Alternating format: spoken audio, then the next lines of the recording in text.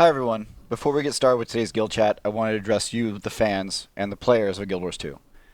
With this Tuesday's launch, we had an exciting episode of Living World come out, and as many of you noticed, there were a number of hiccups that happened along the way. A bunch of these happened on our live server that we did not see or anticipate happening that we could have seen on our dev or stage environments as we were prepping this build to go live. And it's unfortunate for that. A lot of it, the crashes reports that we saw coming in had some red herring data in there that kept us running around in circles for most of the first day. We've now stabilized the issue. We've spun up another 24 servers around the world to make sure that you all can have the prime experience with the content that we expected on that first day. There's still another issue that we're looking at in the background, but at least for now, it should be invisible to you, the players. We've also now gotten a chance to look at the first round of feedback as players are going through the epic journey for the Roller Beetle and through the meta events and through everything else in terms of the story and the overall content of the new map of the Gandharan Fortress and everything else. So for us, we have, as I'm speaking right now, a build going out to make acquisition of the Roller Beetle a little bit easier. Anything that was a % drop rate before, at least 3 of these have been jumped up to 100%. The Alpha Beetle and the Silver Waste is now going to be a champion group event so that more people are going to have access to be able to get it and tag it and receive the rewards. Over 30,000 of you have already unlocked the Roller Beetle, and we want to see that number get even higher. So a lot of what we're doing right now is looking at the feedback that's coming in and making adjustments. Thank you for your patience, and we'll get back to Guild Chat now. Joko. Praise Joko. Praise Joko. Praise Joko. Praise Joko. Praise Joko. Praise Joko. Praise Joko. Praise Joko. Joko's bored.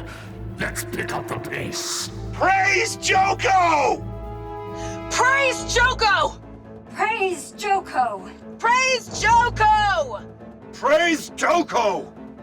Praise Joko. Praise Joko. Praise Joko! Praise Joko! Praise Joko!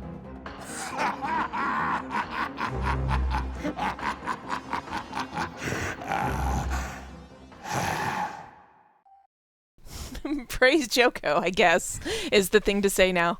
Hi, guys, and welcome to Guild Chat. Thanks for giving us a minute to talk with Mike Z, our game director. And we're going to hop into Guild Chat now and talk about the rest of this week's episode. I'll let you guys hop in and introduce yourselves. Kevin, you're closest, so you get to go first. Hi, Kevin Freeman, game designer. Hi, I'm Peter. I am a writer. POC QA for this episode. Thank you guys for all your extra work this week, for everything that you did. Kevin, can you talk a little bit about what your role was in this content? I, see. It's been a week, you guys. It's been a very long week. It's okay. So I have notes if you want help. I was the designer for the second instance, Forearmed is Forewarned, and I also worked on or designed and implemented the field tech turret system. Awesome. Peter, what about you? So I was one of the many writers that worked on this episode. Neil Polner was the lead writer, but pretty much everybody on the narrative team touched this episode at some point. I was one of many. What about you, Nick? I am, like I said, the POC QA for this stuff, so I was responsible for trying to make sure that all the content was super clean. Along with that, I did a lot of the like map exploration implementation and some of the events and stuff like that. Awesome. Yeah. All right, well, why don't we start by talking about some of the release highlights that were especially fun for you guys to work on. Kevin, so Forearmed is Forewarned. It took me 2 days of it being in the open world for me to get the pun about the arm. And then I had to see somebody say it on map chat. Was that you? No, Okay. That was not me. That wasn't me. That was the brainchild of one of our writers, changing The good writer. not, Not me, I mean. Clearly not Peter. Yeah. Okay, but you did work on the alert system for... I'm going to get this wrong. I have to keep looking down. The FTT system. Because there's a turret that you named. the field tech turrets. And it's this is one of those things that I haven't seen people play around with that much on live yet. So I don't want to spoil too much of it for those who haven't discovered the Field Tech turrets, but it's an achievement collection system for players to be able to deploy their own turrets on the field and configure them however they want. Well, I mean, configure them in one of a handful of ways if they've unlocked them, and upgrade and repair and to help assist in combat. Awesome. What did you name it? Oh, well, one of them. Each turret type is named something that tells you kind of what it does. The last one was my favorite. It's the gravimetric tunneling field oscillator. And nobody's gotten this yet. Nobody's gotten the joke yet, which kind of I find both frustrating and funny. But yeah, it's GTFO because it's what it does is it lets you teleport back. Even if you're in the middle of combat, it will teleport you back, to get you out of whatever messy situation you got yourself into. What else can GTFO stand for? So I'm going to go. Over to Nick. Right. Nope, sorry, dude. You just put yourself in the hot seat. Stands for Get the Kitten Out. Yes, you wanted to say kitten on this episode so bad. Kitten done. So I know everything was a huge group effort, and you had mentioned that a ton of writers worked on this. Yes. But do you want to talk? Were there for some of the recording sessions. Yeah, I was. That was where everybody was screaming "Praise Joko" Joko. Ever and ever. That was like a tiny cut down of what we had, you guys. But no, do you want to talk a little bit about how this storyline came to be? And not the entire storyline, but this particular episode, because there were like some table reads, and there was a lot of fun beforehand. Yeah, so are we able to talk about spoiler? Can we put the spoiler alert on? All right. now I don't have to worry about spoiling anything. Now we go. Yes, So this episode, full of spoilers, everybody.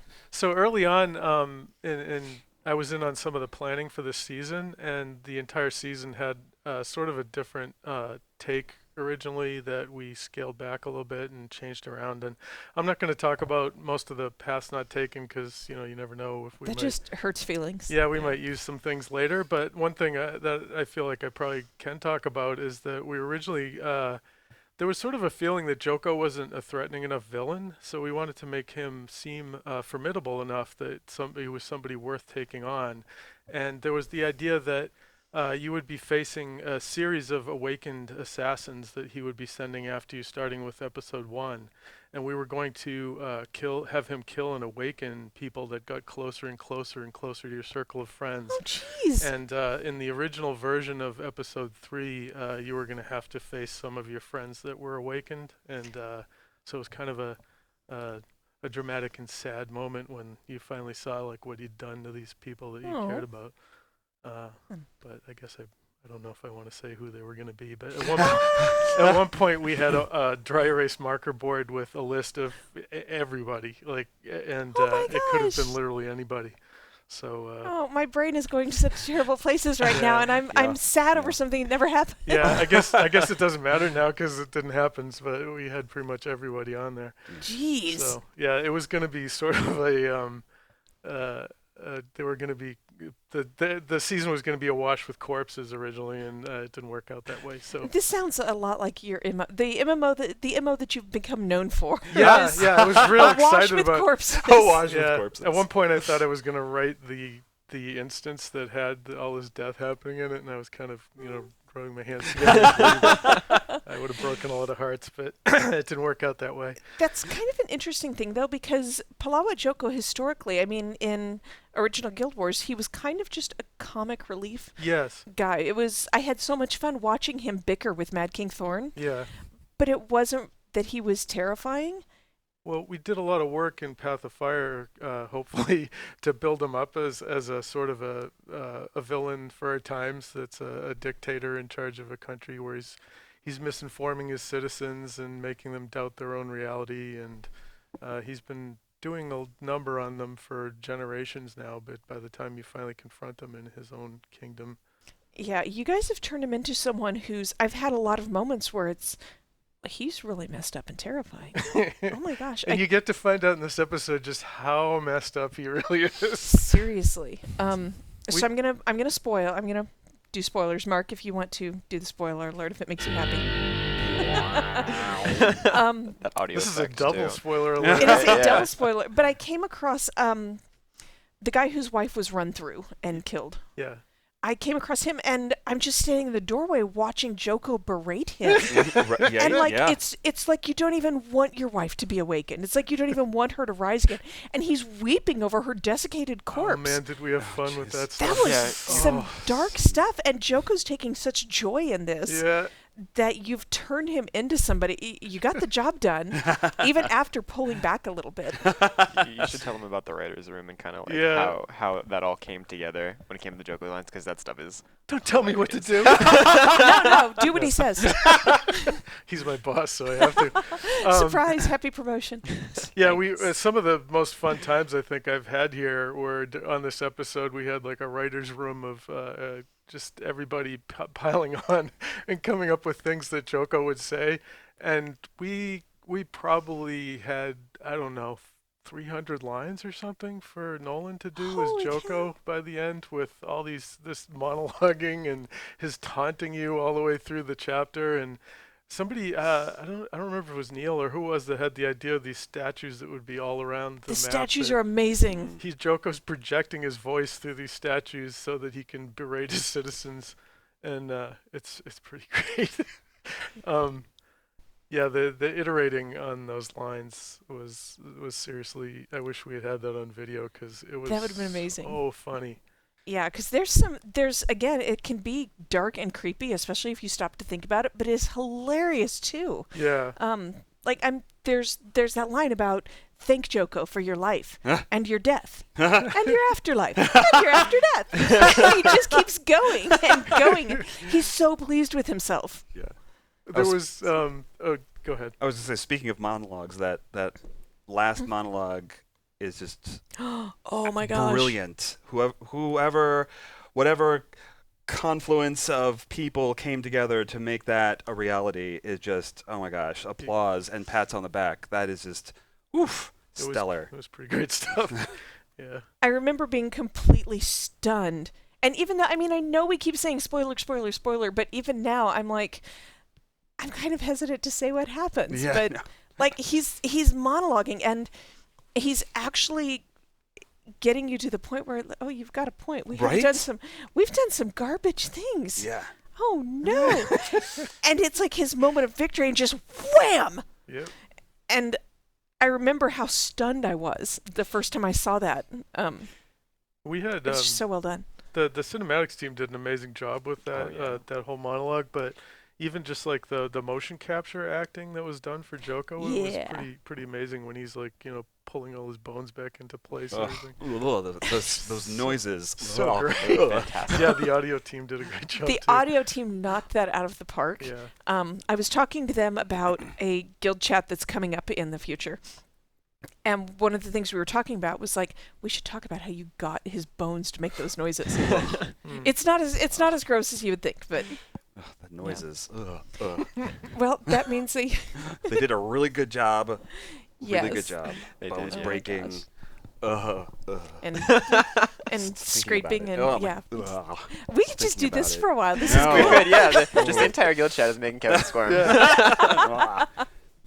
Well, let's talk a little bit about the open world map, because that was something that I think all of you had a hand in some way or another. Yeah, definitely. Yeah. So Are we're you- just are you- looking at Yeah. we're just Yeah, gonna look at Nick. Just gonna look at Just Nick. look at All Nick. right. It's Nick's turn to shine. What were some of the things that you especially liked about working on that? Well, I mean, I think with this episode, we definitely, there's something about like our team specifically where we try to add in as many like Easter eggy Yeah. secret things as possible. So like, at least one of my favorite events, and I guess this might be a pseudo spoiler, but Robert Land, who was the designer for this event, he made a Choya dance like event. I don't know if you guys have seen it, but Spoiler alert. spoiler. Mark's busy. Basically, what it is like you stumble upon this area where there are all these Choya that are just dancing, and there's an Asura researcher up in like a building somewhere, and you go talk to the Easter researcher and you're like, well, what's going on? And he's like, I'm trying to study their language, because they're like, he's trying to figure out if they're communicating in some fashion. So what he does is he turns you into a choya, and you get the ability to actually do the same dance as the choya, and you kind of communicate with them that way. Like you sway with them, you jump around, you like beat your chest and roar, you do things like that, and it's like we've been watching the community play through these events, and it's kind of fantastic because they're doing things that we both wanted them to do and also weren't expecting. Like they would all line up with the choya to kind of keep the circle, and like because like all the choya are like lined up perfectly, so it's like choya person, choya, and they're all just like swaying along, and there are also other people that are dancing along with it, and it's just like it's really fun, like Easter eggy kind of event, and we have a lot of those in this map, alongside the like very grim dark war things that we've got going on, like trying to stop Joko's plague from being better developed within the meta, trying to help keep the Thornwall stable for like your army and kind of like your base and things along those lines. So we tried to find a nice balance of like good fun things with whilst still keeping the narrative and also giving things for people that want to explore. Yeah. If that all makes sense. Everybody No, wants it to does. play as a choya Oh god, yes. Who doesn't? because they make all those gross noises It's and not a- stuff when they're rolling in. I really just like listening to them talk. I could just sit there and listen to them mumble and chatter, right? I should go to the audio team and be like, could you just do that for me for a while because it's funny It is so great. and I like it. The grim dark with the fun things kind of peppered in. It seems like a really hard balance to strike, but I have had those moments where I've laughed at things that are happening. And then I turn around and suddenly I'm telling these starving people, no, you can't go near your crops. I'm sorry. You can't harvest the. Yes, I understand that your baby is hungry, Yeah. but I'm going to go set them on fire now. The That's crops, funny. not the. Yeah, that came out badly. I mean, it is a good point though, with like when we first started this episode, we really wanted to hit on it dark. We wanted to make sure that you could feel the pain that Joko is putting within this land. Because this is where like his main base is. We wanted to make sure that we really hit on the fact that like this is not a good place. This does not feel good. The people here are suffering, and we need to help make it better. But when you do a narrative like that, we want to make sure that it's not just like dark all the time, because that can not be as fun. So adding in those moments of, those light fun moments kind of help quell and help stabilize the kind of like dark narrative throughout the episode, which is necessary and useful. But you're right, it is hard to strike a good balance between the two. You know what? Speaking of dark, Farron's getting serious. Like all of a sudden, he's less of a buffoon. Farron Let's is talk great. about that. We love Farron. Farron is awesome, and Farron is awesome. bless his little heart, he tries his best. Nick made his new armor. Is that a spoiler, the armor? Not Spoiler alert. Spoiler alert. Okay, you guys just want to make the noise now. But no, he does. He's got a new set of armor, doesn't he? Yeah, he does. He's going into battle. Right? He is going into battle, and we wanted to make sure that he looked fantastic. On top of that, there was actually a lot of back and forth because originally, just like all of the rest of the episode, we wanted to turn Farron into a more serious, more kind of like brooding isn't heroic. Thank you. Yeah, I would say brooding isn't the right word, but he wanted to kind of take his place, and in one of the narrative lines that Peter was talking about, we had something tragic happen that kind of pushed him into this action, which of course we later revisited to make sure like, hey, everything's too dark. Let's keep Farron one of the light parts of the episode, but we did also make him more serious.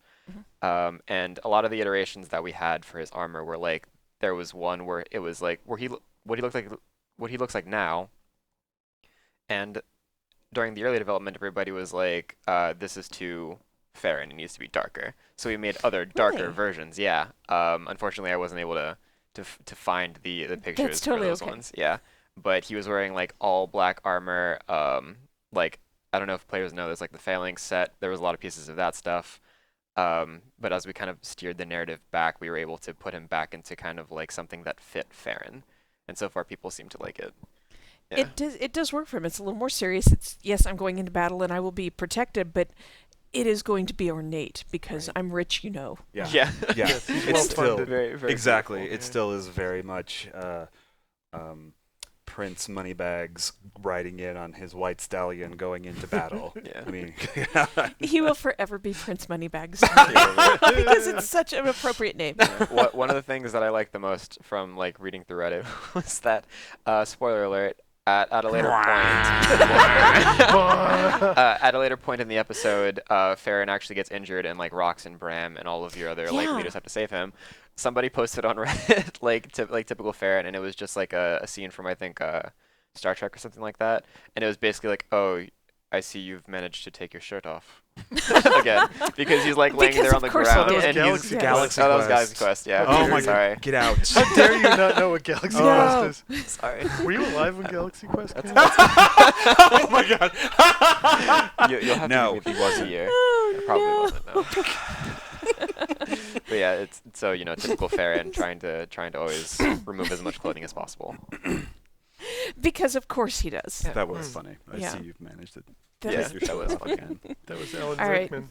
We It can was, yeah. berate Nick about Galaxy Quest after the show. Just one of many Um, things. Right. Yeah. Send her to the chompers. I do want to talk about the instances, the story instances. Don't be scared. It's okay. No, come back. It's okay. Me? Uh-oh. Because, I mean, Z was talking about some of the things that we've been working on this week, but it was ambitious and there was a lot. I appreciate that it's not just go in there and wail on things until you've cut down all the hordes. I mean, there was some strategy and I know it's not for everybody and that's okay. But Yeah. the design was interesting. Oh well, thank you. Thanks very You're much. I very appreciate that. And I mean that in a good way, not like, oh, this new food is Oh. interesting. How interesting. It was quite it was- delicious. Yeah. Mm. So That, how did you get there? Oof. Well, as has been mentioned many times already, there were many storylines that kind of got cut and rationales behind why things were happening.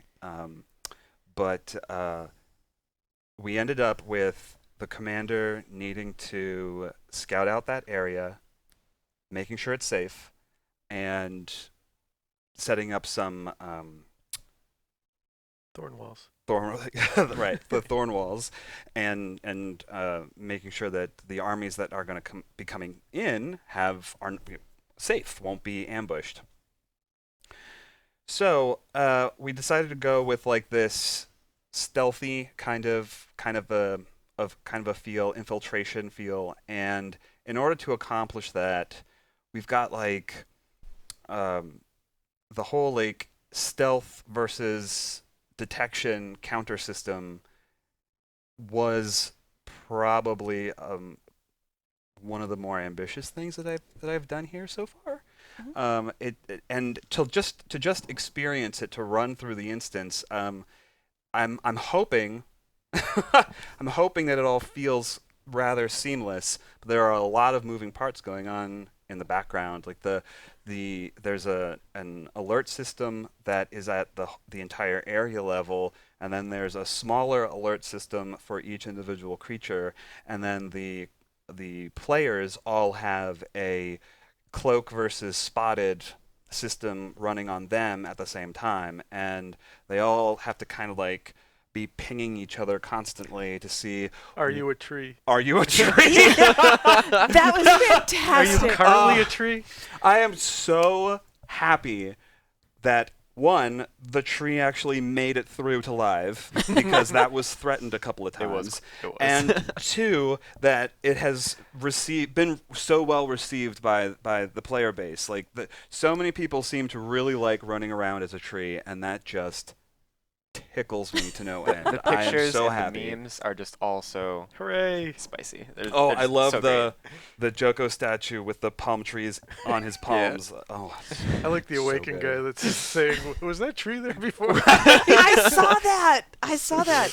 And when you're getting the instructions, trees don't move. Yeah, I love that he has to explain that to you. yeah. Commander. So I think it was Neil who wrote a lot of those lines, and for like making sure to tell the player trees don't move, like because we put so much emphasis on the difference between the player motionless as a mechanically, I mean, between the player motionless as a tree versus moving as a tree, that we wanted to make sure that was called out, but to let them know that there's a difference, but still make it not feel like forced. And I think that was like Blish being kind of funny about it was a great way to go. Oh, Blish. Yeah, good old Blish. He'll lend you an arm. Which, on that note, I want people to think about the fact that, like, remember, these are all Blish's skills. So Blish turns himself into a tree. He has the ability to turn himself into a tree. Think about why. I'm just going to leave that there. Let's talk about this later because I haven't had time to think about it now, and I need to go back and think about Blish for a little while. Spoiler tree episode. Oh, no. I'm sorry. Spoilers! Spoiler alert. Where's Although, the Mark, hit the button. I will say, when we were testing it, God! When we were testing it. when we were testing it, funny little anecdote. When we were going through playtesting of this, being out, the tree that you turn into with this skill is one of the trees that is also out in the open world. And so but that was complete happenstance, like complete serendipity. I picked the model. Don't you love happy little accidents? Don't you love happy little accidents? I picked the model for the tree long before the map artist populated the area with trees. And so the first time the trees suddenly have appeared in the open world, a bunch of us are running around the open world and going, what? Wait, who's camouflaged as a tree in the open? That's not supposed to be available in the open world. It was great. That was kind of funny. Oh my gosh, that's amazing. So did you guys have an argument? Suddenly appear. Oh my gosh. Every Well time. done. Well done. Very nice. So did you guys get into an argument over who saw the tree first? My tree. It's my tree. So I do want to go back a little bit about all of these things pinging off of each other at the same time. Have we done something on that scale before with all of these stealth mechanics and the spot mechanics? Because that's complicated. Yeah. And you made it work. There are a couple of different places where we've done stealth before, and even stealth versus detection. To my knowledge, it hasn't been as long-term as what is done in my instance. Like you pretty much do it for the entire time, or not. Up to you. Like, you can do whatever you want. You can not do the stealth if you don't want to. It's your story. It's your story. Oh, so wait, I have something. I have a story about this. I was playing through at home the other night with a guildmate who is more tanky and aggressive, one might say, than me. And I'm like tiptoeing around and I'm stealth. I'm like, oh God, I have to be a tree. Hold on. And he lasts like 30 seconds before he just goes in there like sword swinging. And he was, I have no patience. No, I will kill them. And I'm like, come back. We have to stealth. Where are you going? Yeah, I saw somebody on... We didn't match up well in that. I did read a post about somebody saying that they only did the stealth for as long as the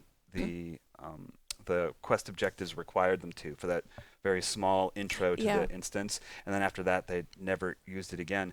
But again, like, play it your way. Like, I intentionally made it so that it would be easier to accomplish all of the goals using the stealth mechanics, but not necessary. But if you don't like them, you can certainly sword and board your way through. That's totally acceptable, and it's possible. It's just going to be more difficult. Yes, don't do it with me. I'll get impatient and I'll stand back there and I'll yell at you the whole time. Well, it's good to acknowledge that not everybody loves that, and to allow for it. So good work on that front. Thanks. Yeah. Also, a quick note, there are some questions coming in, and we're going to wrap up toward the end and take those questions and try to answer some of those. Okay. So do you guys want to, well, probably mostly you, do you want to talk a little bit about the next instance? Who did where Joko's messing with you and pulling you through all the puzzles? Was that you? No, that wasn't me. Okay. That was Taylor. Taylor Sutherland did that. Amazing job. Yeah. Amazing job. Sometimes he sits right behind me, and there would be what? And there would be times when I would just like turn around and see him working on his stuff and just be like, "That's brilliant!" Like with the laser beams, crosshair things, and you have to jump through great work. Yeah, I cannot stress enough how much of a team effort all of this was. I mean, it's not just like, so let's talk to the 3 guys who made this episode. Yeah. It was mostly Nick, though. That's It was mostly Nick. That's not true at all. It was like 97% Nick. Well, that instance really was a good illustration of how much Joko is enjoying just tormenting you and stringing you along and playing with you. There was one where I went into trap and he was like, I thought you'd smell more like a s'more. And I'm over here with Farron going, he is messed up. Oh my gosh. This is hilarious to him. Oh, it's so good. Yes. It's so good. Some of those lines are fantastic. It is. He's taking such joy in the whole thing. He is, yeah. One of my favorite parts of Taylor's instance is when he does like a verbal fake out, and he's like, one of these statues is the real Joko. And then the way that Taylor scripted it was like, if you stayed in there for long enough, he'd be like, ha, fooled ya. Yeah, he's just enjoying messing with you. Just poking the stick to the bars of the cage. Yeah. So, Nick, you did not do everything. I definitely You did did not, a no. lot of things, I don't know though. if that's true. I wouldn't say I did a lot of things. We I did some stuff. haven't talked about Petey yet. And Oh, that seems yeah. like an oversight, because Petey's Good like old- the good star old of the show. Petey. You made Petey all by yourself. Wait, no. No, that's not true. That's- Definitely not But true. you did do a lot of the work on making sure he was polished up and worked the way he was supposed to. Yeah. So definitely shout out to Matt Pennebaker, because he's the one that did Matt Pennebaker and Jessica Croft, because they're the ones that really nailed hard on the kind of like the collection part of it. And then shout out to Joel and Joel Hamish and Roy Croniker, because they're the ones that really worked on the mount specifically. Yeah. And of course, and like I'm missing a lot of people, like our animators, our creature artists, and things like that. The audio guys. And the audio guys who did a fantastic job. They started the roller beetle like all the way back Path of Fire. Pretty early, yeah. And we knew we were the going mount to do this specifically, yeah. like a year ago, probably. Yeah, so like Roy and Joel have been kind of hammering away at the mount specifically, just trying to get its core systems and stuff like that going on since we shipped Path of Fire. And then do you want more like the mount side of things or like the collection side of things? We'll start with It's the your mount side of story, things. Okay. It's my your story, just like Evan said. This is your guild chat. I am but an NPC. Yeah. Well, here I have a lot of crap I want you to buy. Oh god, I don't have that much gold. So the mount side of things. Yeah, the mount side of things. So definitely, we wanted this thing to, and as I'm sure everybody has seen the kind of behind the scenes for the Roller Beetle mount. If you haven't, definitely go check it out. Yes. It's fantastic, and it highlights a lot better everybody's roles in it than I ever could voice here. But on the mount side of things, I'll give like a quick summary. We really wanted to make sure that this mount felt unique. We wanted to make sure that it had its niche that would work, but also something that players would love and have fun with. And so far, everybody's seeming to really enjoy it, and we are so, like, I can't say enough how elated we are that everybody just seems to be loving the Roller Beetle, like both the visuals and just like the mechanics and functionality of it. Yeah, watching everybody zoom around on it is so much fun. Raise your hand if you've gotten your Roller Beetle on live yet. We've been busy. We've been very busy. Yeah. I have goals this weekend. I have it on test. Yeah, Yeah. I have it. I think we all I got have it it on our elsewhere. development branches. Yeah. I have not been able to pick it up on live yet, but yeah, I mean, I'm on my beautiful Griffin, and just looking there going, oh. On the Roller Beetles, yeah, it's really nice. And what I really love about it is like seeing everybody. Just there's something about Petey himself that is so big and adorable. So seeing everybody with all their different colored PDs crowding around each other, zooming around, drifting and stuff like that, it's just absolutely beautiful. And PD allows for a very unique memeing moment in the game where it's like I was sitting there with my tag up in game, and somebody just like on PD rocketed right by me and like nailed something to say chat instantly. So I could see it just like fast enough to be able to read it but not respond. Yeah. And it was basically them just like, thanking us and telling us that we did a Yeah. great job, which was fantastic. But just that moment of like, here, there, gone, what? Yes, it's that is perfect. absolutely fantastic. And And yeah, you've got the chat bubble Yeah. zooming past. we wanted him to go fast. And Well, he goes fast. He does. Okay, so while you were just getting him polished up and doing the QA part of it, he did go fast but in the wrong direction sometimes. Yes. And I really want to talk about that because it was amazing. Yeah, go for it. You're talking about the gravitational thing, right? Yep. All right. Yeah. So with PD, we definitely did a lot of things. We had to change a lot of the physics that we have going on with mounts because he goes super fast and he's a giant ball, and those two things don't really play well together with our physics engine. So what we had to do is we had to change the size and shape of his collider, and then add a lot more like ray casting to make sure that as you're moving forward, it's like if there's a rock that's like here and PD is here and he hits it, is this rock high enough for him to go over it? Is he supposed to launch? Is he supposed to stop? Things like that. And during one point in our development, the way that mounts work is that you're actually always being like gravitationally pulled down.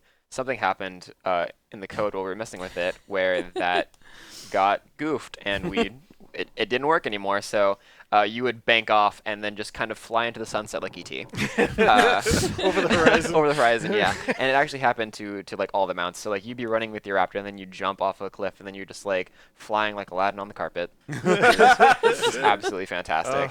Yeah. Accidental flying mounts. Yeah, it was so good. I don't know if Mark's got a clip of that, but Yeah, we can't actually see them on. Go to Okay, the yes. clip, Mark. Yeah, No, Oh my he was. gosh. Oh my goodness. but quick, spoiler alert. I feel like we're kind of used to Peter at this point, so we're just like, oh, whatever. I'm sorry. But I want our new spoiler alert to be Kevin sticking his head in frame and Yes. it's just that would doing. That would be fantastic. Spoiling that he was going to be in the episode. Right. So, well, do you guys want to take a couple questions from people? No. Well, then Okay. you're gonna. Okay. Oh my.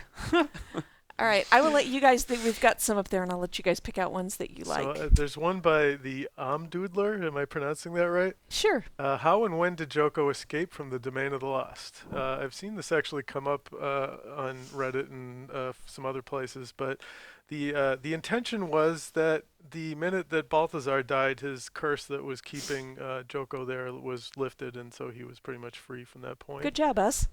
Path of Fire originally ended with Joko walking out of the Domain of the Lost. Like there was an epilogue that we were originally going to have with him definitively walking out like ha ha ha, but yeah, we cut that. So I guess it probably wasn't as clear as it could have been how he got out, but that's how he got out.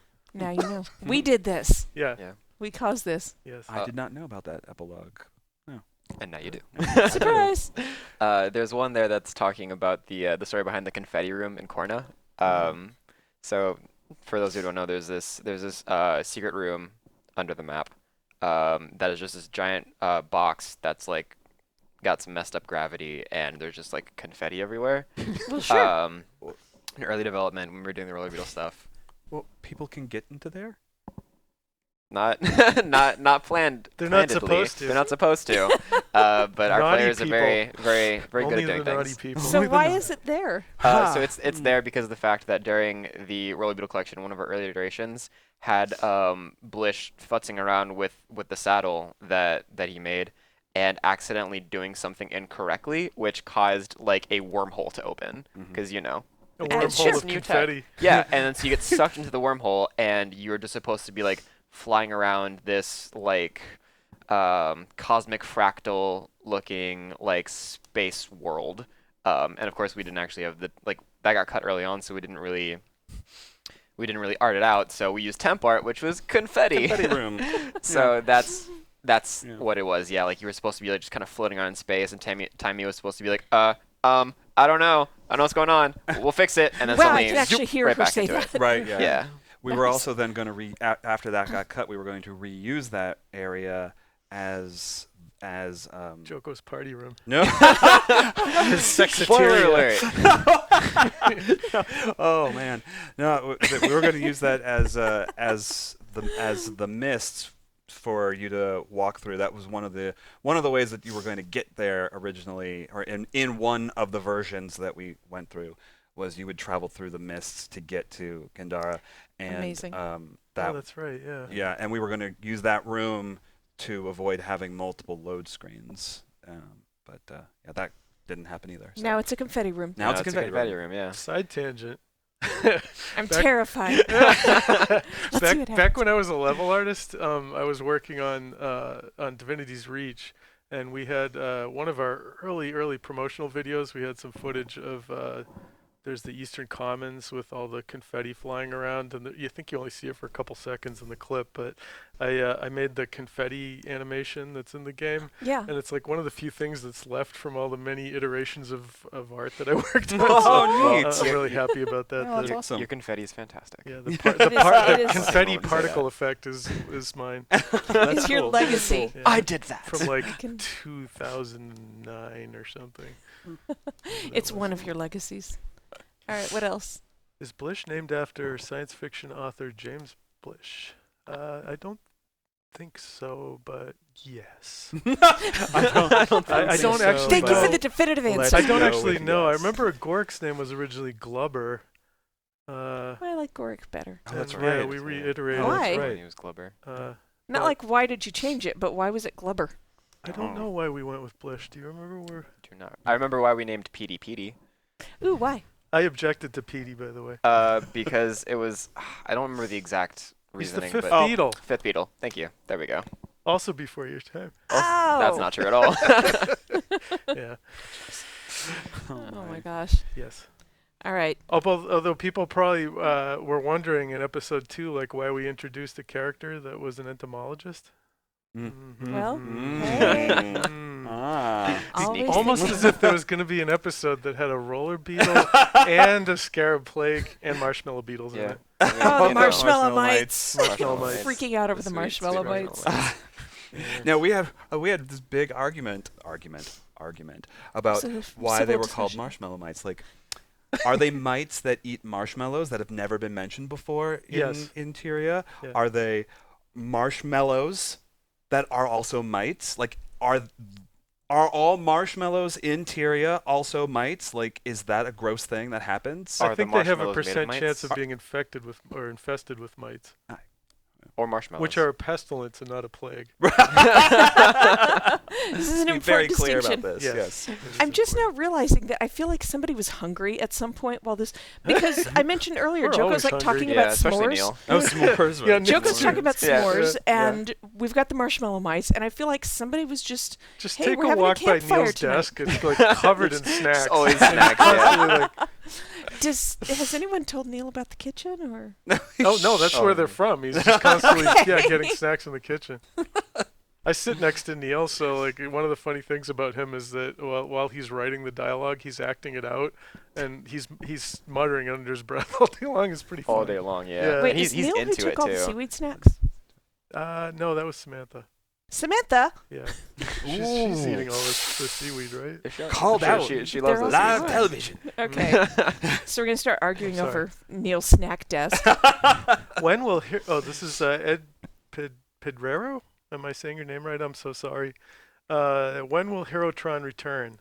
I happen to have it on pretty good information that you'll be seeing Herotron possibly under a new name in some upcoming Spoiler alert! content. Spoiler alert! Really?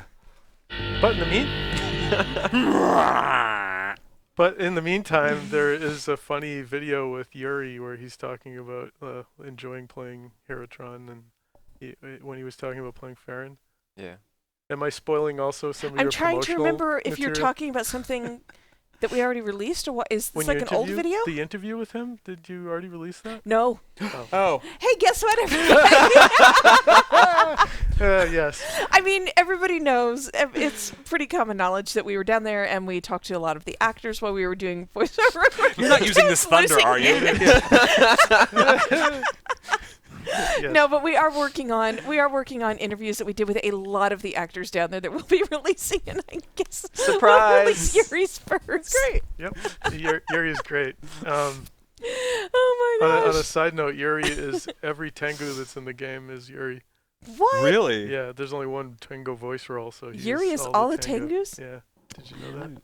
Give me Well, origin, there's being- something has happened. Everything is Wow. all jumbled here. Fix it. Okay, so we're trying really hard to read these questions. Given the origin of PD in Guild Wars... There we go. What? Okay, there we go. There we There go. it Now we is. can There we read go. Would it. you say that as Kosage? Kosage? Cassage? Causage? Causage? I don't know. Causage? It's Like Cos. Cos- I've always Causage. wondered that because I've seen that name. Given the origin of PD in Guild War 2 being based on... Should I be reading these out loud? Yes. I don't know. Yeah. Being based on mutation in the collection, how did the roller beetles of Guild Wars 1 come to be without Asuran tampering? How do you know they weren't Asura tampering? How did they come to be? Well, some terrible thing must have happened to them in between the two episodes, or not episodes, games. between the two games. And in that 250 years, something horrible must have happened to the original roller beetles. And Asurans were able to bring them back by growing them in their shoulders. As you do. Yeah. As you do. Yeah. You know Gorg. Has anybody else got Jurassic Park vibes right now? Like, I hope should so. we do this? I hope so. Nature finds a way. Go see Jurassic Park. Do not. It's promotion. terrifying. Okay, sorry. Great. What else we got? Is beetle rolling on flat surface slower than running raptor or other mounts? From Damien. Hi, Damien. So the way that the roller beetle works is that it starts off at a lower percentage and then it builds up Do the higher than noise. raptor. It's like me, and then it like speeds off. But the way it works is that we start out much lower than raptor, and then we push you much farther. So if you're Much the roller beetle takes a little bit longer to get started or get to that kind of base run speed, but after that, it will far exceed any other mount in speed. It's a So momentum yes. thing.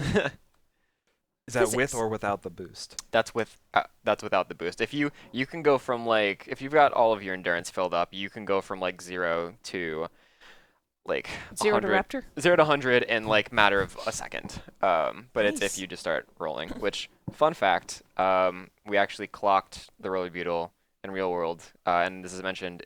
My guess is that this is mentioned in the BTS for the roller beetle, but it goes about real world equivalent to about 120 to 140 miles an hour max. Oh, wow. So if you're wondering why it's so hard to control sometimes, it's because you're going super fast. And it's a ball. And, it's it's a a giant ball.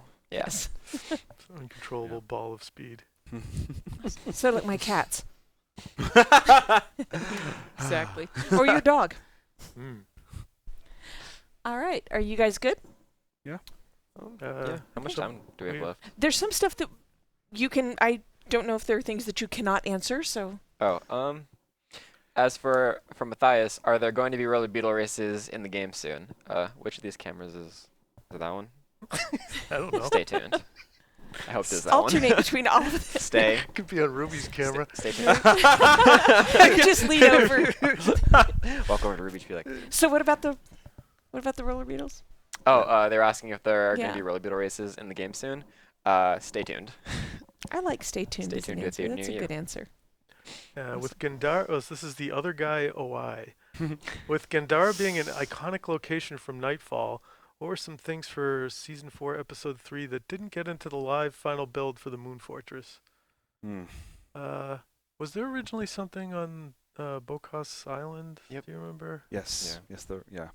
Bokos Island was going to have a meta boss.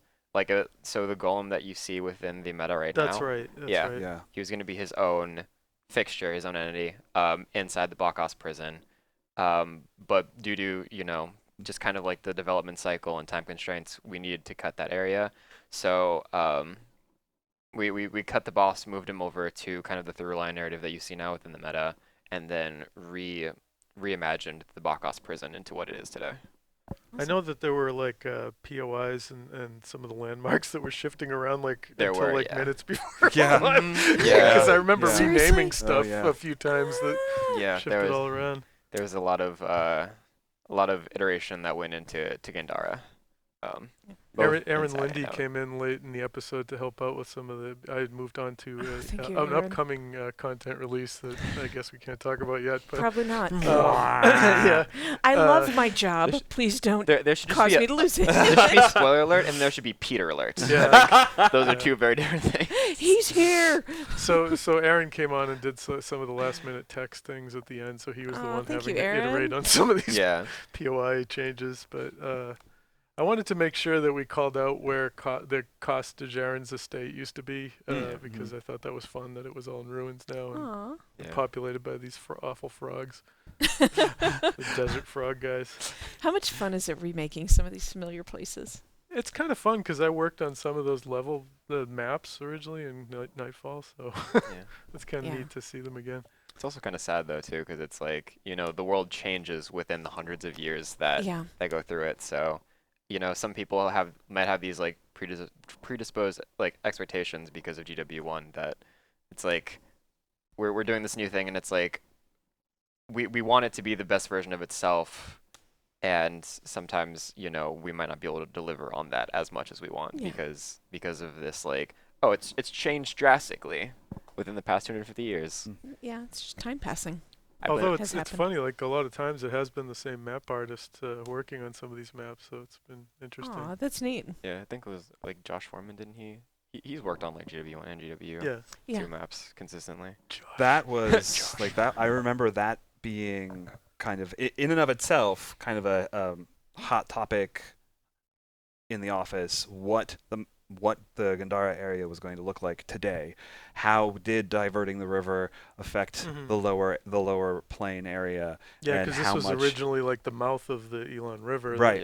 Yeah. The sea. So how much of this area would have changed, and how would it have changed, and how would that have affected the local wildlife and then the people who used to live here?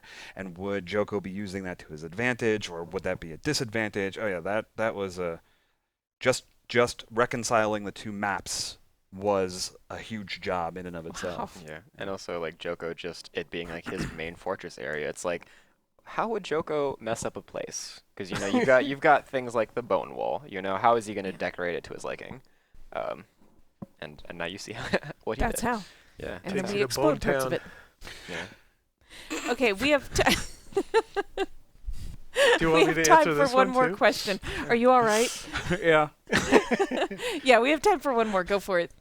Not found error 007. What exactly is the reason why the bugs don't affect the human player character? Why do they care if you've died or not?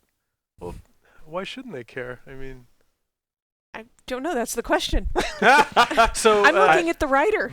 I think the explanation we arrived at in game is that the scarabs, you know, want to be in living hosts, right? So they aren't attracted to you because you stink of death. I see what you're saying, because we smell funky. As the player character, this is a reverse spoiler, but during Path of Fire, you die during Path of Fire, so now you've kind of... There we go. So make the noise. Can you play the spoiler backwards? So, no, don't. Or just Kevin doing that. That's all so yeah, by this point, you've been to the realm of the dead, so you kind of stink of... I think that Nal and Dala say something about that during your experience with them in the primeval... Right. Yeah. But in terms of why they care that you've been, I would assume, like, correct me if I'm wrong, but my interpretation of that was that the bugs kind of instinctually know that they can't reproduce inside of something that's dead. And so if they think that you are this undead thing, then you are not worth their time, you know, putting their... Rude. Burrowing inside of you and planting eggs inside your under your skin. Stop! Maybe Joko built that into them so that they wouldn't infect his awakened soldiers. All right, that works. I'm down. Okay, there we go. That's perfect. And also, Joko himself. Yeah. Who is? That would be such a cruel irony. I mean, he did have to awaken his inquest. Just saying. Who knows?